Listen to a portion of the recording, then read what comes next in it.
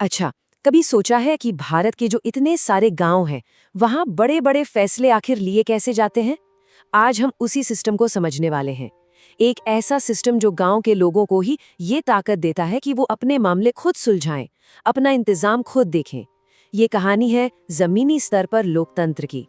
तो चलिए सीधे चलते हैं हरदास गांव। यहाँ का माहौल देखिए। गांव के सारे लोग एक जगह जमा हो रहे हैं। ये कोई आम बैठक नहीं है, ये है ग्राम सभा।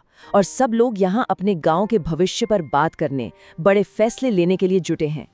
पर सबसे बड़ा सवाल तो यही है कि इन्हें ये ताकत, ये पावर मिलती कहाँ से है?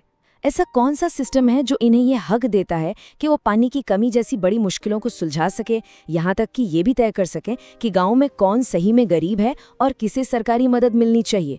चलिए इसी को जरा खोद कर समझते हैं। और इस सवाल का जवाब हमें मिलेगा हरदास गांव की उसी बैठक में। हमें बस जरा गौर से देखना होगा कि वहां हो क्या रहा है, क्योंकि लोकतंत्र को असल में काम करते हुए देखना है तो वो यहीं दिखेगा। तो देखिए, बैठक शुरू होते ही एक बहुत बड़ी समस्या सामने आती है, पानी की किल्लत। तिज्या नाम की एक महिला खड़ी होती है और अपनी परेशानी बताती हैं। वो कहती हैं कि हैंडपंप का पानी बहुत नीचे चला गया है, नलों में पानी नहीं आ रहा और औरतों को पानी भरने के लिए 3-3 किलोमीटर दूर जाना पड़ रहा है। ये एक असली रोजमर्रा की मुश्किल है जिसका हल निकालना ही होगा। और पानी की बात के ठीक बाद एक और मुद्दा उठता है जिस पर माहौल गर्मा जाता है। गरीबी रेखा से नीचे यानी बीपीएल लिस्ट पर मोहर लगनी है। लेकिन लोगों में काफी फुसफुसाहट है, सवाल उठ रहे हैं, अरे फलाने का नाम लिस्ट में कैसे है जबकि वो गरीब तो लगता नहीं, और जो सच में जरूरतमंद है उनका नाम लिस्ट से गायब क्यों है? ये तो सीधा सीधा पारदर्शिता और ईमानदारी पर सवाल है। तो अब सवाल ये है कि हरदास गांव इन मुश्किलों से, मतलब पानी की किल्लत से और बीपीएल लिस्ट की गड़बड़ी से निपटेगा कैसे? इसका जवाब छिपा है दो अलग अलग पर एक दूसरे से जुड़ी ताकतों में। और यहीं पर हमें शासन और प्रशासन के बीच का फर्क समझना बहुत जरूरी हो जाता है।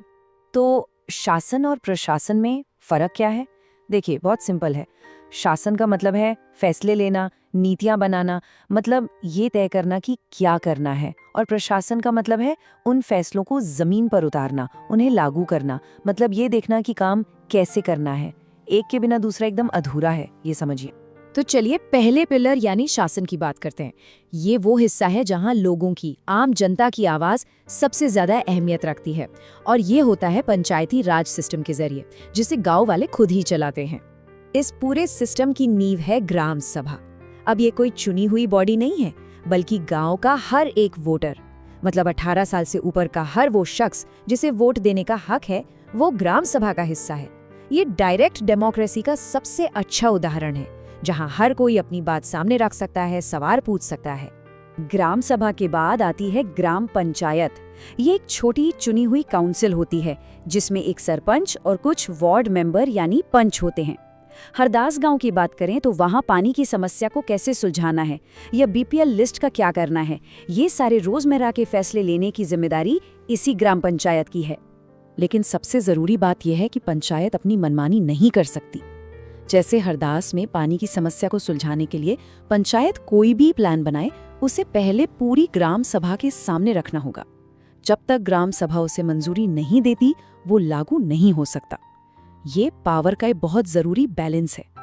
आसान भाषा में कहें तो ग्राम सभा ही वो चाबी है जो ग्राम पंचायत को उन लोगों के प्रति जवाबदेह बनाती है जिन्होंने उन्हें चुना है। यही चीज भ्रष्टाचार और तरफदारी को रोकती है और पक्का करती है कि पंचायत सच में लोगों की भलाई के लिए ही काम करे। चलिए अब दूसरे पिलर पर आते हैं, प्रशासन। ये वो सरकारी अफसर होते हैं जिन्हें सरकार नियुक्त करती है कानूनों को और नीतियों को लागू करने के लिए। मतलब जो भी फैसले शासन लेता है उन्हें हकीकत में बदलने का काम इन्हीं का है।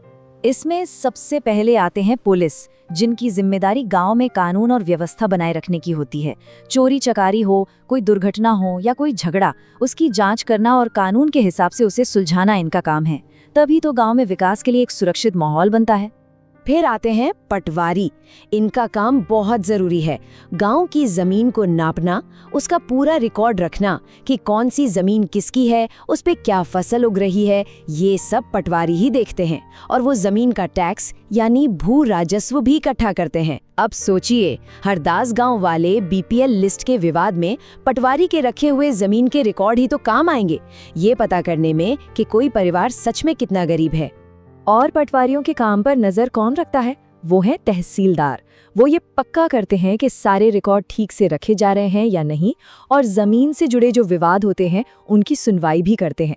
जाति प्रमाण पत्र जैसे जरूरी कागजात भी इन्हीं के दफ्तर से बनते हैं।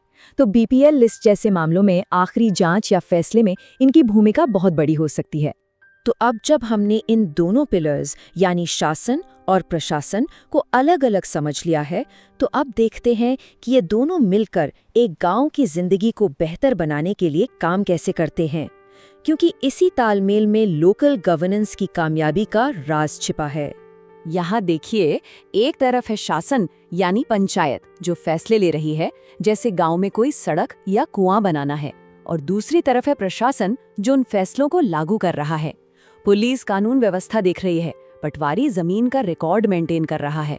दोनों के रोल अलग अलग हैं, पर एक दूसरे के बिना काम नहीं चल सकता। और ये तालमेल असल कामों में दिखता है। जैसे हरदास गांव की ही बात करें तो वहां ग्राम सभा और पंचायत मिलकर ये फैसला करेंगे कि पानी की समस्या का हल क्या है, और फिर सरकारी अफसर यानी प्रशासन उस हल को लागू करने में मदद करेगा, जैसे शायद कोई नई पाइपलाइन बिछलाकर। इसका एक और बहुत अच्छा उदाहरण है हिंदू उत्तराधिकार अधिनियम 2005 का।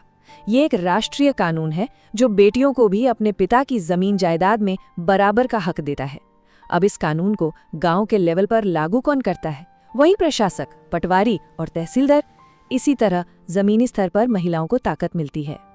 और जब ये पूरा सिस्टम सही तरीके से काम करता है ना, तो नतीजे भी कमाल के होते हैं। ये तस्वीर महाराष्ट्र के 2 पंचों की है जिन्हें अपने गांव में शानदार काम करने के लिए अवार्ड मिला है। ये इस बात का सबूत है कि जब पूरा समुदाय मिलकर काम करता है तो क्या कुछ हासिल नहीं किया जा सकता। तो आखिर में हम इसी सवाल पर आकर रुकते हैं, ये पूरा सिस्टम लोगों की हिस्सेदारी पर ही तो टिका है। तो फिर असली सवाल ये है कि गांव के लोग ये कैसे पक्का करें कि ग्राम सभा जैसी जगहों पर उनकी आवाज सिर्फ सुनी ही ना जाए बल्कि उस पर अमल भी हो। और इसका जवाब छिपा है एक जागरूक और सक्रिय नागरिक होने में।